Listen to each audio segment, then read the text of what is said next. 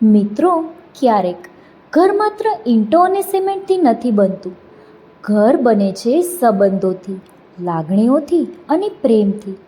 પણ જ્યારે એ જ સંબંધોમાં અહંકાર આવી જાય ત્યારે એ ઘર ધીમે ધીમે તૂટવા લાગે છે. આ વાર્તા છે એક એવા જ ઘરની.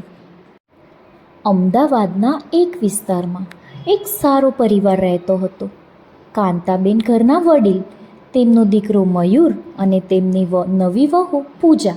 બહારથી બધું એકદમ પરફેક્ટ લાગતું, પણ અંદરથી એક મૌન યુદ્ધ ચાલી રહ્યું હતું. પૂજા એક સરળ, સંસ્કારી અને લાગણીશીલ છોકરી હતી. જ્યારે તે આ ઘરમાં વહુ બનીને આવી ત્યારે તેના દિલમાં માત્ર એક જ ઈચ્છા હતી, આ ઘર મને સ્વીકારી લે. લગ્નના પહેલા જ દિવસે તે સવારે વહેલી ઉઠી ગઈ, ઘર સાફ કર્યું, રસોઈ બનાવી અને ખુશીથી મમ્મીજી પાસે ગઈ. પૂજા બોલી, મમ્મીજી, મેં ચા બનાવી છે. કાંતાબેને ચા લીધી, એક ઘૂંટ લીધો અને તરત જ કપ મૂકી દીધો. આ ચા છે, કોઈ સ્વાદ નથી. ઘરમાં એકદમ શાંતિ છવાઈ ગઈ. પૂજાનું સ્મિત ત્યાં જ અટકી ગયું. એ દિવસ પછી દરેક દિવસ પૂજા માટે એક નવી પરીક્ષા બની ગયો. આ રીતે કપડાં કોણ ધોવે? રોટલી ગોળ નથી. અમારા ઘરમાં આવું નથી ચાલતું. અમારા ઘરમાં આમ નથી થતું. પૂજા દરેક વખતે હા મમ્મીજી કહીને ચૂપ થઈ જતી. તેને લાગતું હતું કે સમય સાથે બધું ઠીક થઈ જશે. પણ દિવસે ને દિવસે આ ટિપ્પણીઓ વધુ કઠોર થવા લાગી. એક દિવસ પૂજા થાકી ગઈ હતી. તે થોડું મોડું ઉઠી. કાંતાબેન ગુસ્સે થઈ ગયા. આ ઘરમાં આળસ ચાલશે નહીં. પૂજાની આંખોમાં આંસુ આવી ગયા, પણ તેણે પાછું કંઈ જ બોલ્યું નહીં. સૌથી મોટું દુઃખ શું હતું ખબર છે? કે મયુર ક્યારેય તેનો સાથ નહોતો આપતો. એક દિવસ પૂજા મયુર પાસે ગઈ. મયુર, હું ખરેખર પ્રયત્ન કરી રહી છું. મયુર ફોનમાં વ્યસ્ત હતો. તેણે પૂજાને કહ્યું, મમ્મી જે કહે છે તે સાચું જ હશે, તું એડજસ્ટ થા. આ શબ્દો પૂજાને અંદરથી તોડી નાખે છે. અને રાત્રે બધા સૂઈ જાય પછી પૂજા એકલી બેસી રહેતી. પૂજા ધીમે ધીમે રડતી.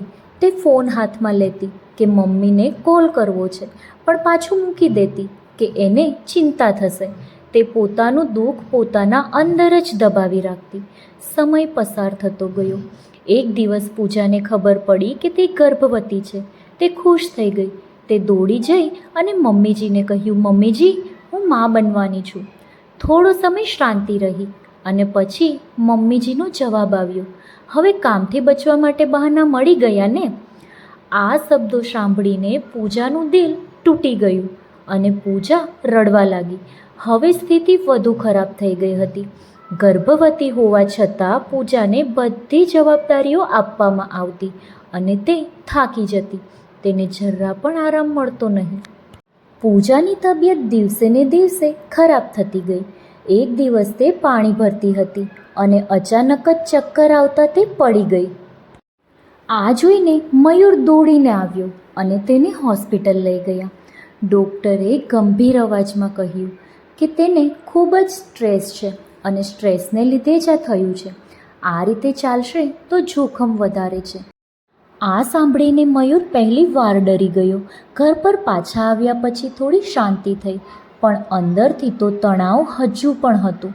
કાંતાબેનને લાગતું હતું કે હું ખોટી નથી અને પૂજાને લાગતું હતું કે હું ક્યારેય સારી નહીં બની શકું. એક દિવસની વાત છે, જ્યારે મયુર ઓફિસમાં હતો. કાંતાબેન અને પૂજા ઘરમાં હતા. કાંતાબેને ફરીથી પૂજાને કામ માટે કહ્યું, જલ્દી કર, ધીમું કામ ના કર. પૂજા ખૂબ થાકી ગઈ હતી અને તે બોલી પડી, મમ્મીજી, હું ખરેખર થાકી ગઈ છું. આ પહેલી વાર હતું કે પૂજાએ કાંતાબેનને સામે જવાબ આપ્યો હતો. કાંતાબેન તો ખૂબ ગુસ્સે થઈ ગયા કે હવે તું મને શીખવાડશે. અને હવે પછી તો ઘરમાં તણાવ ચરમસીમાએ પહોંચી ગયો. અને તે દિવસે તો ઘરમાં પહેલી વાર પૂજાએ અવાજ ઊંચો કર્યો, મમ્મીજી, હું ખરેખર થાકી ગઈ છું. હું પણ માણસ છું.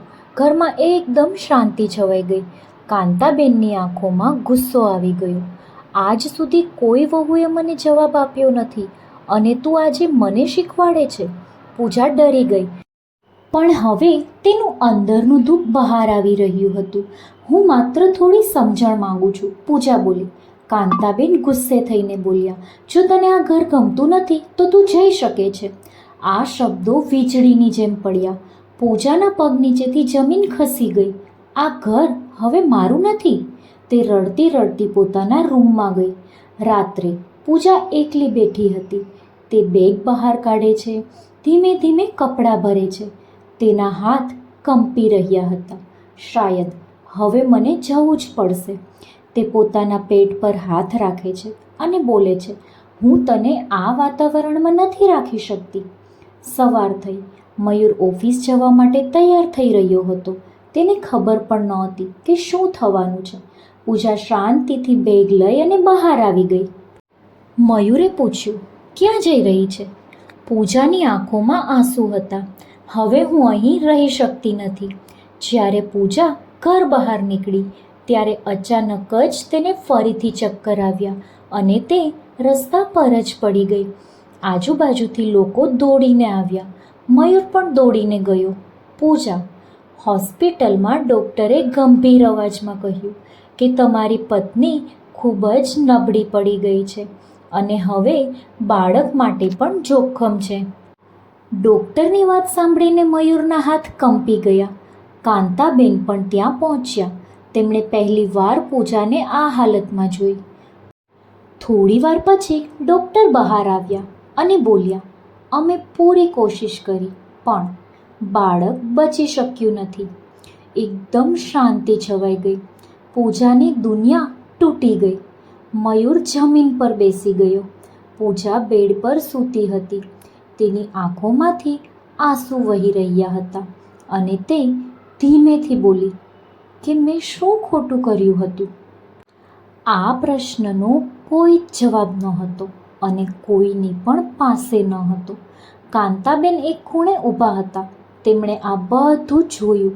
તેમના દિલમાં એક જ અવાજ આવતો હતો કે આ બધું મારી કારણે થયું છે. તેમની આંખોમાં આંસુ આવી ગયા. તે રાત્રે કાંતાબેન એકલા બેઠા હતા. તેમને પોતાની જિંદગીની યાદ આવી. તેઓ પણ એક વખત વહુ જ હતા. તેમની સાસુએ પણ તેમને ખૂબ રડાવ્યા હતા અને ત્યારે કાંતાબેને વિચાર્યું હતું કે મેં વચન આપ્યું કે હું એવી સાસુ નહીં બનું, પણ આજે હું એ જ બની ગઈ. અને કાંતાબેન આ વિચારીને રડવા લાગ્યા. તે બોલ્યા, હે ભગવાન, મેં શું કરી નાખ્યું? એક નિર્દોષ બાળક અને એક નિર્દોષ વહુ. બીજા દિવસે કાંતાબેન હોસ્પિટલ ગયા. પૂજા શાંતિથી સૂઈ રહી હતી. તેમણે ધીમેથી તેનો હાથ પકડ્યો અને બોલ્યા, મને માફ કરજે. પૂજાની આંખોમાંથી આંસુ નીકળ્યા. તે કશું બોલી શકી નહીં, પણ તેની આંખોએ બધું કહી દીધું. મયુર પણ તૂટી ગયો હતો. તે બોલ્યો કે પૂજા, મેં તને ક્યારેય સમજવાનો પ્રયત્ન કર્યો જ નથી. હું પતિ તરીકે નિષ્ફળ રહ્યો અને આમ જ સમય પસાર થતો ગયો. ઘરમાં હવે શાંતિ હતી. કાંતાબેન હવે પૂજાની સેવા કરતા, તેમને આરામ કરાવતા. હોસ્પિટલમાંથી ઘરે આવ્યા પછી ઘર એકદમ શાંત થઈ ગયું. પહેલાં જ્યાં કાંતાબેનના અવાજ ગૂંજતા હતા ત્યાં હવે મૌન છવાઈ ગયું હતું. પૂજા પોતાના રૂમમાં બેસી રહેતી. બહાર આવવાની પણ તેની હિંમત નહોતી. તે ઘણીવાર પોતાના પેટ પર હાથ મૂકે છે અને ધીમે ધીમે રડી પડે છે. મારું બાળક. કાંતાબેન પૂજાને દૂરથી જોતા. તેમને દરેક પળ યાદ આવતી. તેમના શબ્દો, તેમનો ગુસ્સો અને આજે એનું પરિણામ. આ બધું મારી ભૂલ છે એવું વિચારી અને તે ખૂબ દુઃખ અનુભવતા. તેઓ રાત્રે ઊંઘી શકતા નહોતા. દરેક પળ તેમને અંદરથી તોડી રહી હતી. એક દિવસ પૂજા રૂમમાં સૂઈ રહી હતી. કાંતાબેન ધીમેથી અંદર આવ્યા અને તેની ચાદર સરખી કરી, પંખો ધીમો કર્યો અને પાછા વળી ગયા. કોઈ જ શબ્દ નહીં. પણ આ પહેલી વાર હતું જ્યાં પ્રેમ વગર શબ્દએ દેખાયો. પૂજા હવે બોલતી ન હતી. મયુર તેને સમજાવવાનો પ્રયત્ન કરતો કે પૂજા પ્લીઝ કંઈક બોલ, પણ પૂજા ફક્ત એક જ વાત બોલતી કે હું સારું કરી શકી નહોતી. મયુર રડી પડતો, પૂજા, ખોટા તો અમે હતા. એક સવારે પૂજા રૂમમાંથી બહાર આવી. ઘણા દિવસો પછી કાંતાબેન રસોડામાં હતા. તેમણે પૂજાને જોયું અને બંને વચ્ચે એકદમ શાંતિ. કાંતાબેન ધીમે ધીમે આગળ વધ્યા. તેમના હાથ કંપી રહ્યા હતા. તેમણે પૂજાના પગ પકડી લીધા અને બોલ્યા, મને માફ કરજે. આ જોઈને પૂજા ચોંકી ગઈ. મમ્મીજી, આ શું કરો છો? કાંતાબેન રડી પડ્યા. મેં તને ખૂબ દુઃખ આપ્યું છે. મેં તને વહુ નહીં પણ દુશ્મન સમજી. પૂજાની આંખોમાં આંસુ આવી ગયા. તે નીચે બેઠી. તેણે કાંતાબેનને ઊભા કર્યા. મમ્મીજી, તમે આમ ન કરો. અને બંને એકબીજાને ગળે મળી ગયા. ઘરમાં પહેલી વાર સાચો પ્રેમ દેખાયો. તે દિવસ પછી ઘરમાં બધું બદલાઈ ગયું. કાંતાબેન હવે પૂજાને કામ કરવા દેતા નહોતા. તું આરામ કર, હું કરી લઉં છું. પૂજા પણ આશ્ચર્યમાં પડી ગઈ. આ એ જ કાંતાબેન છે ને? મયુર હવે સંપૂર્ણ બદલાઈ ગયો હતો. તે પૂજાને સમય આપતો. તે તેની સાથે બેસતો, વાતો કરતો. હું હવે તને ક્યારેય એકલી નહીં છોડું. પૂજાની આંખોમાં પહેલી વાર ફરી ચમક આવી. સમય સાથે પૂજા ધીમે ધીમે નોર્મલ થવા લાગી. ઘરમાં ફરી વાતો શરૂ થઈ અને હાસ્ય પાછું આવ્યું. કેટલાક મહિનાઓ પછી ફરી પાછું એક દિવસ પૂજા શરમાતી શરમાતી કાંતાબેન પાસે આવી. મમ્મીજી, મારે તમને કંઈક કહેવું છે. કાંતાબેન તો ચિંતિત થઈ ગયા કે શું થયું. પૂજાએ ધીમેથી કહ્યું, હું ફરીથી માં બનવાની છું. કાંતાબેનની આંખોમાં આંસુ આવી ગયા, પણ આ વખતે દુઃખના નહીં, ખુશીના. તેમણે પૂજાને ગળે લગાવી કે આ વખતે હું તને એકલી નહીં છોડું. સમય પસાર થતો ગયો અને આખરે ઘરમાં એક નાનકડા બાળકનો જન્મ થયો. ઘરમાં ખુશીઓ છવાઈ ગઈ. કાંતાબેન બાળકને ગળે લગાવીને રડી પડ્યા. આ ભગવાને મને બીજી તક આપી છે. હવે ઘર સંપૂર્ણ બદલાઈ ગયું હતું. કાંતાબેન હવે દરેકને કહેતા હતા, વહુ દીકરી જેવી જ હોય છે. ફરક ફક્ત આપણે બનાવીએ છીએ. મિત્રો, આ વાર્તા ફક્ત એક ઘરની નથી. ઘણા ઘરોમાં આજે પણ કોઈ પૂજા છે અને કોઈ કાંતાબેન છે.